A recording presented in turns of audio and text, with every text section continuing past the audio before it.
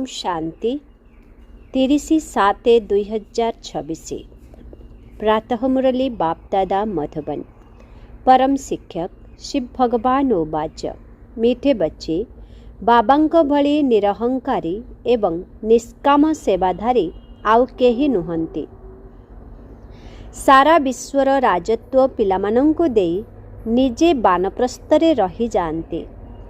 आजिर प्रश्न बाबांकर केउ संदेश सारा विश्वरे तुममानंकु ही जणाइबाकु हेबो। बाबांकर केउ संदेश सारा विश्वरे तुममानंकु ही जणाइबाकु हेबो।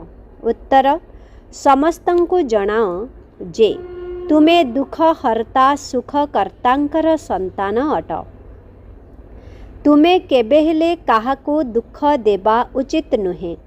तुमे सुखदाता बाबांकु मने पकाओ, तांकु अनुसरण कर, तेबे अधाकल्प पई तुमे सुखधामकु चलीजिब। एही संदेश समस्तंकु देबाकु हेब। जेउमाने एही संदेशकु जीवनरे धारण करिवे सेमाने 21 जन्म पाई माया द्वारा अचेत हेबारु मुक्त होई जिबे। गीत हमारे तीर्थ न्यारे हैं। ओम शांति। मीठा मीठा आत्मिक पिलामाने एही गीतर अर्थ तो बुझी जाइछन्ति। आम आत्मा मानंकर सिए पिता अटंती। मुख्य हेला आत्मा। एबे तुमे पिलामाने जानिछ आमर आत्मा परम पिता परमात्मांक सम्मुखरे बसिछि। तुममानंकर सोल अर्थात आत्मा सुप्रीम सोल बा परमात्मांक सम्मुखरे बसिछि। तुमर तो निजर शरीर अछि। एहा हेला लोन बा उधार नेथिबा शरीर। गुरुमाने लोकमानंकु तीर्थयात्रा कराइबा पई नै जाइथांती। भक्ति मार्गरे अनेक गुरु अछंती। भारतरे स्त्री निजर पतिकु मध्य गुरु ईश्वर मने करि थांती। बाबा पिलामानंकु बुझाउछंती तुमे माने संतान अटना। जानुछ जे आमे अविनाशी पितांकर संतान अटु।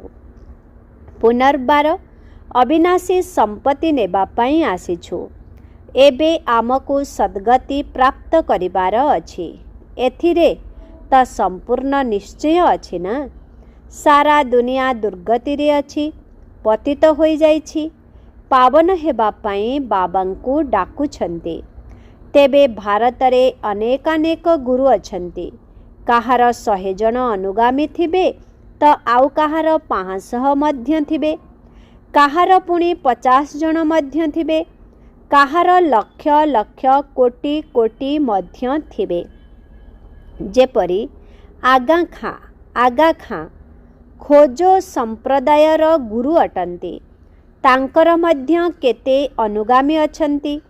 सेमाने तांको केते सम्मान देउछंती। सिए जहा भी करुथांतु किंतु तांकर बहुत सम्मान रहिछि। भक्ति मार्गरे गुरु अनेक अछंती। सेमाने मध्य क्रमान्वୟରେ थांती। काहार काहार तो प्रचुर धन आय हेउछि। आगा खांकर तो बहुत रोजगार होई थाए। तांकर शिष्य माने तो तांको हीरारे ओजन करी दान देइथिले। निकितिरे गोटिए पटे हीरा रखिथिले एवं अन्य पटे गुरु आगा खां को बसाइथिले। जदि एते हीरा दान करुछन्ति तेबे तांको पाखरे केते हीरा नथिबो। आजिकाली बहुतंको सुनारे मध्य ओजन करी दान देउछन्ति। गोटिए हेला प्लाटिनियम जाहाकि सुनाठारु मध्य अधिक मूल्यवान अटे। सेथिरे मध्य ओजन करी दान करिथिले। गुरु मानंकर देख केते मर्यादा रहिछि। एभली गुरु तो अनेक अछंती। तेबे एही सतगुरुंकु तुमे कौन देब? तांकु कौन ओजन करिब? तांकु कौन ओजन करिब? हीरारे ओजन करी दान करिब? तांकर ओजन होई पारिब? तांकर निजर तो ओजन किछि नाही। ଶିବ ତ ହେଲେ ବିନ୍ଦୁ, ତୁମେ କ'ଣ ତାଙ୍କର ଓଜନ କରିପାରିବ? ତୁମର ଏହି ଗୁରୁ କେତେ ଆଶ୍ଚର୍ଯ୍ୟଜନକ ଅଟନ୍ତି। ସବୁଠାରୁ ହାଲକା, ବିଲକୁଲ ସୂକ୍ଷ୍ମ ଅଟନ୍ତି। ତୁମମାନଙ୍କର ଗୁରୁ ହେଲେ ଜଣେ। ତୁମେ ଜାଣିଛ, ଶିବ ବାବା ତ ଦାତା ଅଟନ୍ତି। ଭଗବାନ କେବେ କିଛି ନିଅନ୍ତି ନାହିଁ, ସିଏ ତ ଦେଇଥାନ୍ତି। ସମସ୍ତେ ଈଶ୍ୱରଙ୍କ ଉଦ୍ଦେଶ୍ୟରେ ଦାନ କରିଥାନ୍ତି। ତେଣୁ ଭାବିଥାନ୍ତି ପରବର୍ତ୍ତୀ ଜନ୍ମରେ ଏହାର ପ୍ରାରବ୍ଧ ମିଳିବ। କାମନା ତ ରଖିଥାନ୍ତି। ତେବେ ଇଏ ତ ହେଲେ ବେହଦର ପିତା। ୟାଙ୍କ ଭଳି ନିଷ୍କାମ ସେବା କେହି କରିପାରିବେ ନାହିଁ। ନିଷ୍କାମ ସେବା ମଧ୍ୟ କିପରି ଅଟେ? ପିଲାମାନଙ୍କୁ ବିଶ୍ୱର ସୁଖଧାମର ମାଲିକ କରୁଛନ୍ତି। ବାବା କ'ଣ ନିଜେ ବିଶ୍ୱର ମାଲିକ ହେଉଛନ୍ତି କି? ତାଙ୍କୁ ସୁଖର ସାଗର, ଶାନ୍ତିର ସାଗର, ପବିତ୍ରତାର ସାଗର କୁହାଯାଏ। ପିଲାମାନଙ୍କୁ ପ୍ରତ୍ୟେକ କଥା ଭଲ ଭାବରେ ବୁଝାଇ ଦିଆଯାଉଛି। ଏକମାତ୍ର ବାବାଙ୍କ ଠାରୁ ତୁମକୁ ଜୀବନ ମୁକ୍ତି ମିଳୁଛି। ବାବାଙ୍କ ଠାରୁ ସ୍ୱର୍ଗର ସମ୍ପତ୍ତି ମିଳୁଛି। ନିଶ୍ଚୟ କଲ? ବାସ୍, କେବଳ ବାବା ଏବଂ ସମ୍ପତ୍ତିକୁ ମନେ ପକାଇବାର ଅଛି। ବାବାଙ୍କୁ କୁହାଯାଉଛି ଜ୍ଞାନର ସାଗର। ସାରା ସାଗରକୁ ସ୍ୟାହୀ ଅର୍ଥାତ୍ କାଳି କରିଦିଅ, ସାରା ଜଙ୍ଗଲକୁ କଲମ କରିଦିଅ, ତେବେ ମଧ୍ୟ ତାଙ୍କର ମହିମା ଶେଷ ହେବ ନାହିଁ। ଯଦି ତୁମେ ଆରମ୍ଭରୁ ସବୁ ଜ୍ଞାନ ଲେଖି ବସିବ, ତେବେ ତୁମର ଅନେକ ପୁସ୍ତକ ହୋଇଯିବ। ଏହି ଜ୍ଞାନ ବହୁତ ମୂଲ୍ୟବାନ ଅଟେ, ଯାହାକୁ ଧାରଣ କରିବାକୁ ହେବ। ତୁମେ ଜାଣିଛ, ଏହି ଜ୍ଞାନ ପରମ୍ପରାରୁ ତ ଚାଲି ନଥାଏ। ଏବେ ତୁମକୁ ସମସ୍ତ ଜ୍ଞାନର ସାରମର୍ମ ମିଳୁଛି। ବାବା ଆସି ପିଲାମାନଙ୍କୁ ନିଜର ପରିଚୟ ଦେଉଛନ୍ତି। ସେତିକି ଯଥେଷ୍ଟ ଅଟେ। ବାବାଙ୍କର ପରିଚୟ ପାଇବା କାରଣରୁ ରଚୟିତାଙ୍କୁ ଜାଣିବା ଦ୍ୱାରା ରଚନାର ମଧ୍ୟ ଜ୍ଞାନ ଜାଣିଯାଇଛ। ବୁଦ୍ଧି କହୁଛି, ଯେଉଁମାନେ ସତ୍ୟଯୁଗରେ ଜନ୍ମ ନେଉଥିବେ, ସେମାନଙ୍କର ପୁନର୍ଜନ୍ମ ମଧ୍ୟ ଅଧିକ ହେବ। ସୃଷ୍ଟିଚକ୍ରରେ ଯେଉଁମାନେ ପ୍ରଥମେ ଆସିଥିବେ, ସେହିମାନେ ଆସିବେ। ଏହି ଚକ୍ରକୁ ମଧ୍ୟ ଭଲ ଭାବରେ ବୁଝିବାକୁ ହେବ। ଗୀତରେ ଶୁଣିଲ, ଆମର ତୀର୍ଥ ସବୁଠାରୁ ଅଲଗା। ଶାରୀରିକ ତୀର୍ଥଯାତ୍ରା ଆଦି ତ ଜନ୍ମ ଜନ୍ମାନ୍ତର କରି ଆସିଛ। ଏହା କେବଳ ତୁମର ଗୋଟିଏ ଜନ୍ମର ଯାତ୍ରା ଅଟେ। ଏହି ଆତ୍ମିକ ଯାତ୍ରାରେ ଟିକିଏ ହେଲେ କୌଣସି କଷ୍ଟ ନାହିଁ। ଜ୍ଞାନଦାତା ଏକମାତ୍ର ସତ୍‌ଗୁରୁ ଅଟନ୍ତି। ସଦ୍ଗତି ତ କାହାର ହୋଇନଥାଏ। ସିଏ ହେଉଛନ୍ତି ସର୍ବଶ୍ରେଷ୍ଠ ଜ୍ଞାନର ସାଗର। ତାଙ୍କ ଦ୍ୱାରା ସମସ୍ତଙ୍କର ସଦ୍ଗତି ହୋଇଯାଉଛି। ତେଣୁ ଆଉ କ'ଣ ଦରକାର? ପଞ୍ଚତତ୍ତ୍ୱଗୁଡ଼ିକ ମଧ୍ୟ ସତୋପ୍ରଧାନ ହୋଇଯାଉଛନ୍ତି। ଏଠାରେ ସମସ୍ତେ ତମୋପ୍ରଧାନ ହେବା କାରଣରୁ ବାୟୁ ଆଦି ତତ୍ତ୍ୱଗୁଡ଼ିକ ମଧ୍ୟ ସେହିଭଳି ତମୋପ୍ରଧାନ ହୋଇଯାଇଛନ୍ତି। କେତେ ଭୂମିକମ୍ପ ଆଦି ହେଉଛି। ସତ୍ୟ ଯୁଗରେ ତ ଦୁଃଖ ଦେବା ଭଳି କୌଣସି ଜିନିଷ ନଥିବ। ବାବା ତ ଦୁଃଖ ହର୍ତ୍ତା ସୁଖକର୍ତ୍ତା ଅଟନ୍ତି। ତୁମେମାନେ ତାଙ୍କର ସନ୍ତାନ ଅଟ। ତେଣୁ ତୁମକୁ କାହାକୁ ବି ଦୁଃଖ ଦେବାର ନାହିଁ। ସମସ୍ତଙ୍କୁ ଏହି ସୁଖ ପାଇବାର ରାସ୍ତା ଦେଖାଇବାକୁ ହେବ। ଏବେ ବାବା କହୁଛନ୍ତି, ତୁମକୁ ସମସ୍ତଙ୍କୁ କେବଳ ସୁଖ ହିଁ ଦେବାକୁ ହେବ। ବାବା ତୁମକୁ ଅଧାକଳ୍ପ ପାଇଁ ଏଭଳି ସୁଖ ଦେଉଛନ୍ତି, ଯାହାକି ସେଠାରେ ଦୁଃଖର ନାମ ରହିବ ନାହିଁ।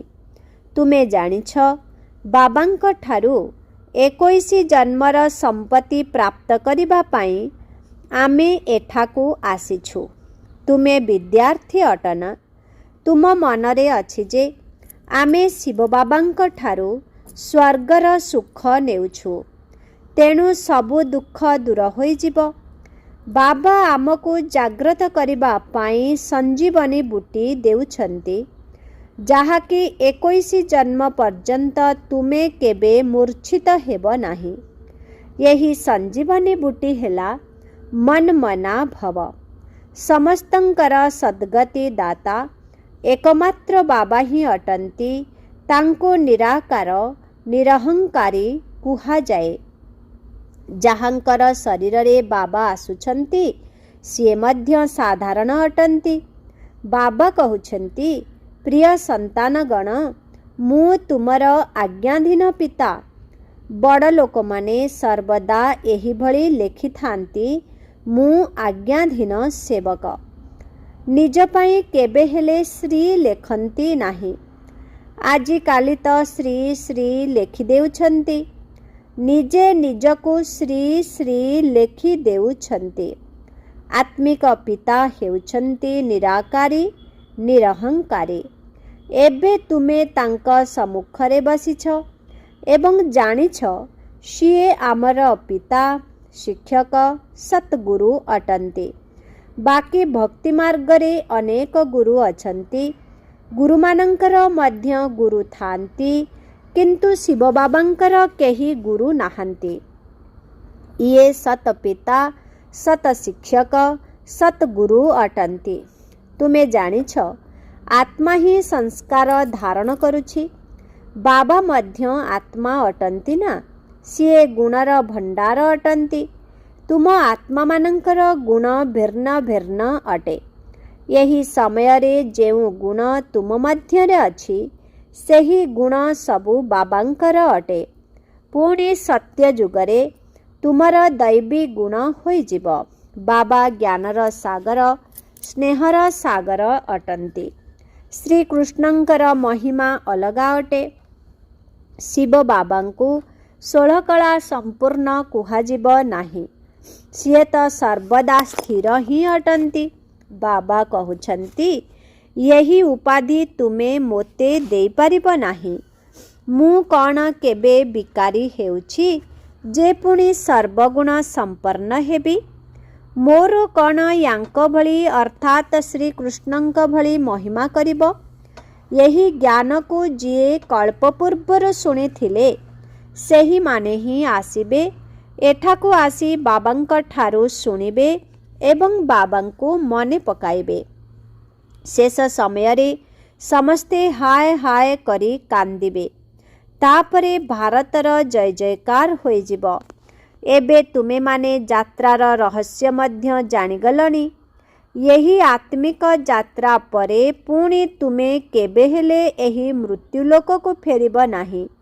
ଦୁନିଆରେ ତୀର୍ଥଯାତ୍ରା କରି ପୁଣି ଘରକୁ ଫେରି ଆସିଥାନ୍ତି।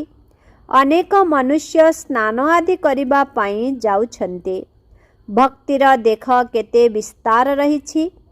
ଯେପରି ବୃକ୍ଷ କେତେ ବିଶାଳ ହୋଇଥାଏ କିନ୍ତୁ ମଞ୍ଜି ଅତି ଛୋଟ, ସେହିପରି ଭକ୍ତିର ମଧ୍ୟ କେତେ ବିସ୍ତାର ରହିଛି। ଜ୍ଞାନର ଗୋଟିଏ ବୁଡ଼ ମଧ୍ୟ ସଦ୍ଗତି କରିଦେଇଥାଏ। ଭକ୍ତି କରି କରି ତଳକୁ ତଳକୁ ଖସିବାରେ ଅଧାକଳ୍ପ ଲାଗିଯାଇଥାଏ। ଏଠାରେ ତୁମକୁ ସିଡ଼ି ଚଢ଼ିବା ପାଇଁ ଗୋଟିଏ ସେକେଣ୍ଡ ଲାଗୁଛି। ଏହି ସଙ୍ଗମ ଯୁଗର ଲିଫ୍ଟ କେତେ ଭଲ। ତଳୁ ଏକଦମ ଉପରକୁ ନିଜ ଘର ଶାନ୍ତିଧାମକୁ ନେଇଯାଉଛି। ଏହାକୁ ହିଁ କୁହାଯାଏ ଚଢ଼ତି କଳା। ସର୍ବକା ଭଲା। ସମସ୍ତଙ୍କର ସଦ୍ଗତି ଦାତା ଏକ ବାବା ହିଁ ଅଟନ୍ତି। ଏବେ ତୁମେ ଜ୍ଞାନ ଏବଂ ଭକ୍ତିର ପାର୍ଥକ୍ୟକୁ ବୁଝିପାରୁଛ। ତେବେ ଜ୍ଞାନ, ଭକ୍ତି ଏବଂ ବୈରାଗ୍ୟ ରହିଛି ନା? ସନ୍ନ୍ୟାସୀମାନଙ୍କର ହେଉଛି ସୀମିତ ବୈରାଗ୍ୟ। ବାବା ବୁଝାଉଛନ୍ତି ବୈରାଗ୍ୟ ଦୁଇ ପ୍ରକାରର ଅଟେ। ଗୋଟିଏ ହେଲା ହଦ୍ ଅର୍ଥାତ୍ ଅଳ୍ପକାଳର ବୈରାଗ୍ୟ, ଯାହାଦ୍ୱାରା କୌଣସି ସଦ୍ଗତି ହୁଏ ନାହିଁ। ଅନ୍ୟଟି ହେଲା ବେହଦର ଅର୍ଥାତ୍ ବୈରାଗ୍ୟ ସଦାକାଳର, ଯାହାଦ୍ୱାରା ତୁମର ସଦ୍ଗତି ହୋଇଯାଉଛି। ଶ୍ରେଷ୍ଠରୁ ଶ୍ରେଷ୍ଠ ହେବା ପାଇଁ ତୁମ ପିଲାମାନଙ୍କୁ ବର୍ତ୍ତମାନ ସଦ୍ଗତିର ଶ୍ରୀମତ ମିଳୁଛି। ଏବେ ଶ୍ରୀମତ ଆଧାରରେ ଶ୍ରେଷ୍ଠ ଦୁନିଆର ସ୍ଥାପନା ହେଉଛି। ବାବା କହୁଛନ୍ତି ଏହି ଦୁନିଆ ରାବଣ ମତରେ ଚାଲି ଭ୍ରଷ୍ଟ ହୋଇଯାଇଛି। ଏବେ ଆମେ ଶ୍ରେଷ୍ଠ ହେଉଛେ। ଏହିସବୁ କଥା ତୁମେମାନେ ହିଁ ଜାଣିଛ। ଦୁନିଆ ଆଦୌ ଜାଣିନାହିଁ। ତୁମ ପାଇଁ ତ କହୁଛନ୍ତି ଏହି ବ୍ରହ୍ମାକୁମାରୀମାନେ ବିନାଶ କରାଇବାର ନିମିତ୍ତ ଅଟନ୍ତି। ପ୍ରକୃତରେ ବିନାଶ ତ ନିଶ୍ଚିତ ହେବ। ଏହାଦ୍ୱାରା ହିଁ ତ କଲ୍ୟାଣ ହେବାର ଅଛି। କଲ୍ୟାଣକାରୀ ବାବା ଯେତେବେଳେ ଆସନ୍ତି ସେତେବେଳେ ମହାଭାରତ ଲଢ଼େଇ ଲାଗିଥାଏ। ଲୋକମାନେ କହିବେ ଆମେ କହୁଥିଲୁ ନା ବ୍ରହ୍ମାକୁମାରୀମାନେ ବିନାଶ କରାଇବେ। ନିଶ୍ଚିତ ଭାବରେ ବିନାଶ ତ ହେବାର ହିଁ ଅଛି। ପୁରୁଣା ଦୁନିଆର ବିନାଶ ହେବ। ଆମେ ନୂଆ ଦୁନିଆ ସ୍ଥାପନ କରୁଛୁ। ପୁରୁଣା ଦୁନିଆ ପରେ ନୂଆ ତ ନିଶ୍ଚିତ ହେବ। କଳ୍ପ କଳ୍ପ ବିନାଶ ହୁଏ। ତେବେ ଯାଇ ଭାରତରେ ସ୍ୱର୍ଗର ଦ୍ୱାର ଖୋଲିଥାଏ। କିନ୍ତୁ ସେମାନେ ବୁଝିବେ କିପରି? ଆଗକୁ ଗଲେ ବହୁତ ଲୋକ ବୁଝିବେ। ବାବା ଯେତେବେଳେ ଆସିଥାନ୍ତି ସେତେବେଳେ ସାରା ପୁରୁଣା ଦୁନିଆ ସ୍ୱାହା ହୋଇଥାଏ। ବାବା ଯେତେବେଳେ ଆସିଥାନ୍ତି ସେତେବେଳେ ସାରା ପୁରୁଣା ଦୁନିଆ ସ୍ୱାହା ହୋଇଯାଏ। ତୁମର ଏହି ଯଜ୍ଞ ତ ଆଶ୍ଚର୍ଯ୍ୟଜନକ ଅଟେ, ଯେଉଁଥିରେ ଆହୁତି ପଡ଼ିବାର ଅଛି। ଏହି କଥା ମଧ୍ୟ ତୁମେ ହିଁ ଜାଣିଛ, ଆଉ କେହି ଜାଣିନାହାନ୍ତି। ବିଜୟ ତ ପାଣ୍ଡବମାନଙ୍କର ହିଁ ହେବ। ଆଉ ସମସ୍ତେ ବିନାଶ ହୋଇଯିବେ। କେବଳ ତୁମେ ପାଣ୍ଡବମାନେ ହିଁ ରହୁଛ ଏବଂ ନୂଆ ଦୁନିଆରେ ରାଜ୍ୟ କରୁଛ। ଏହି ଜ୍ଞାନ ବଡ଼ ଆଶ୍ଚର୍ଯ୍ୟଜନକ ଅଟେ। ସମସ୍ତଙ୍କର ଦୁଃଖ ହର୍ତ୍ତା, ସୁଖ କର୍ତ୍ତା, ସଦ୍ଗତି ଦାତା ଏକମାତ୍ର ବାବା ଅଟନ୍ତି। କେତେ ମିଠା ଏବଂ କେତେ ପ୍ରିୟ ପିତା ଅଟନ୍ତି। ତୁମେ କହି ଆସିଛ, ମିଠା ବାବା, ଆପଣ ଯେତେବେଳେ ଆସିବେ ତେବେ ମୁଁ ଆପଣଙ୍କ ଉପରେ ସମର୍ପଣ ହୋଇଯିବି। ମୋର ତ ଏକା ଆପଣ, ଆଉ କେହି ନୁହନ୍ତି। ଏହାର ଅର୍ଥ ନୁହେଁ ଯେ ଘରଦ୍ୱାର ଛାଡ଼ି ଆସି ଏଠାରେ ବସିଯିବ। ନା, ତୁମେ ଗୃହସ୍ଥ ବ୍ୟବହାରରେ ହିଁ ରୁହ। 7 ଦିନର କୋର୍ସ ଅଥବା ଶିକ୍ଷା ନେଇ ଯେଉଁଠାରେ ଥାଅ ମନ୍ମନା ଭବ। ବାବାଙ୍କୁ ମନେ ପକାଇବାକୁ ହେବ ଏବଂ ସମ୍ପତ୍ତି ନେବାକୁ ହେବ। ବାସ୍, କେବଳ ଯୋଗର ଯାତ୍ରାରେ ରହିବାକୁ ହେବ। ଏହାଦ୍ୱାରା ହିଁ ବେଡ଼ା ବା ନୌକା ପାରି ହେବ। ଏକଥା ମଧ୍ୟ ତୁମେ ଜାଣିଛ, ପବିତ୍ର ରହିବାକୁ ହେବ। ଛି ଛି, ଅଶୁଦ୍ଧ ଭୋଜନ ଖାଇବାର ନାହିଁ। ମୁରଲି ତ ମିଳିଯାଉଛି। ସମୟ ଏମିତି ଆସିବ ଯାହାକି ମୁରଲି ମଧ୍ୟ ମିଳିବ ନାହିଁ। ଅନେକ ଦୁର୍ବିପାକ ମଧ୍ୟ ଆସିବ। ଯଦି ଗଣ୍ଡଗୋଳ ଆଦି ହୋଇଯିବ ତେବେ ମୁରଲି ମିଳିପାରିବ ନାହିଁ। ତୁମେ ଏହି ଆଖି ଦ୍ୱାରା ଯାହା କିଛି ଦେଖୁଛ ତାହା ସବୁ ବିନାଶ ହୋଇଯିବ, ସବୁ ଭସ୍ମ ହୋଇଯିବ। ପ୍ରଳୟ ତ କେବେ ହୁଏ ନାହିଁ। ଦୁନିଆ ତ ଗୋଟିଏ ଅଟେ, ଯାହାକି ନୂଆରୁ ପୁରୁଣା ହୋଇଥାଏ। ନୂଆ ଦୁନିଆ ପୁରୁଣା ଦୁନିଆ କୁହାଯାଏ। ଏବେ ତ କୁହାଯିବ ଏହା ପୁରୁଣା ଦୁନିଆ, ଆଉ ଅଳ୍ପ ସମୟ ରହିଛି। ସେମାନେ କହୁଛନ୍ତି କଳ୍ପର ଆୟୁଷ ଲକ୍ଷ ଲକ୍ଷ ବର୍ଷ। କଳିଯୁଗ ପାଇଁ କହୁଛନ୍ତି ଆହୁରି 40,000 ବର୍ଷ ବାକି ଅଛି। ବାସ୍ତବରେ 5,000 ବର୍ଷର ଏହି ଚକ୍ର ଅଟେ। ତୁମ ବୁଦ୍ଧିରେ ସମସ୍ତ ଜ୍ଞାନ ଭରି ରହିଛି। ମନୁଷ୍ୟ ତ ସମ୍ପୂର୍ଣ୍ଣ ପଥର ବୁଦ୍ଧି ହିଁ ଅଟନ୍ତି। ଅଭିନେତା ହୋଇ ଯଦି ଡ୍ରାମାର ରଚୟିତା ଓ ନିର୍ଦ୍ଦେଶକଙ୍କୁ ଜାଣିନଥିବ ତେବେ ତାଙ୍କୁ କ'ଣ କୁହାଯିବ? ବିଶ୍ୱର ଇତିହାସ ଭୂଗୋଳ କିପରି ପୁନରାବୃତ୍ତି ହେଉଛି ତାହା ତ ଜାଣିବା ଉଚିତ ନା। ଯେଉଁମାନେ ଭଲ ଭାବରେ ଜାଣିଛନ୍ତି, ବୁଦ୍ଧିରେ ଧାରଣ କରି ଅନ୍ୟମାନଙ୍କୁ ଧାରଣ କରାଉଛନ୍ତି, ସେମାନେ ସର୍ବୋଚ୍ଚ ପଦ ପ୍ରାପ୍ତ କରୁଛନ୍ତି। ବାବା କହୁଛନ୍ତି ଯେଉଁ ଜ୍ଞାନ ମୋ ପାଖରେ ଥିଲା ତାହା ଏବେ ତୁମକୁ ଦେଉଛି। ଡ୍ରାମାର ନିୟମ ଅନୁସାରେ ମୁଁ ତାର ପୁନରାବୃତ୍ତି କରୁଛି। ମୋର ମଧ୍ୟ ଡ୍ରାମାରେ ଅଭିନୟ ରହିଛି। ଭକ୍ତି ମାର୍ଗରେ ମଧ୍ୟ ମୋର ଅଭିନୟ ରହିଛି। ଏବେ ତୁମକୁ ଆସି ନିଜର ପରିଚୟ ଏବଂ ରଚନାର ଅର୍ଥାତ୍ ସୃଷ୍ଟିର ଆଦି ମଧ୍ୟ ଅନ୍ତର ଜ୍ଞାନ ଦେଉଛି। ମୁଁ ମଧ୍ୟ ଡ୍ରାମାର ବନ୍ଧନରେ ବନ୍ଧା। ମୁଁ ତ ଥରେ ମାତ୍ର ହିଁ ନିଜର ପରିଚୟ ଦେଇ ସୃଷ୍ଟିର ଆଦି ମଧ୍ୟ ଅନ୍ତର ଜ୍ଞାନ ଶୁଣାଇବା ପାଇଁ ଆସୁଛି। ଆଚ୍ଛା, मिठे मिठे शिखिला दे संतान मानक प्रति मात पिता बाप दादांकर मधुर स्नेह संपन्न शुभेच्छा एवं सुप्रभात। आत्मिक पितांकर आत्मिक संतान मानंको नमस्ते। आत्मिक संतान मानंकर आत्मिक पितांको ओम शांति गुड मॉर्निंग नमस्ते नमस्ते नमस्ते नमस्ते नमस्ते। शुक्रिया बाबा शुक्रिया। ओम शांति। धारणा पाई मुख्य सार 1 नंबर बाबांक भली आज्ञाकारी हेबार अछि। केबे हेले कौनसी कथारे निजर अहंकार देखाइबा उचित नुहे। निराकारी एवं निरहंकारी होई रहिबार अछि। 2 नंबर पिता शिक्षक एवं सतगुरु एही 3 संबंधर पार्थक्य को जाने निश्चय बुद्धि होई श्रीमतरे चालिबाकु हेब। आत्मिक यात्रारे रहिबाकु हेब। आजिर वरदान पुरुषार्थ शब्द को यथार्थ भावरे व्यवहार करी सर्वदा आगकु बढ़ुथिबा श्रेष्ठ पुरुषार्थी भव। केबे केबे पुरुषार्थ शब्द मध्य माया ठारू हारिबारे बा असफलता प्राप्त हेबारे बहुत भल ढाल पालटी जाई थाए। जेतेबेले कौनसी भूल होई जाउछि सेतेबेले कहि देउछ मु तो एबे पुरुषार्थी अटे। किंतु यथार्थ पुरुषार्थी केबे भी पराजित होई परिबो नाही।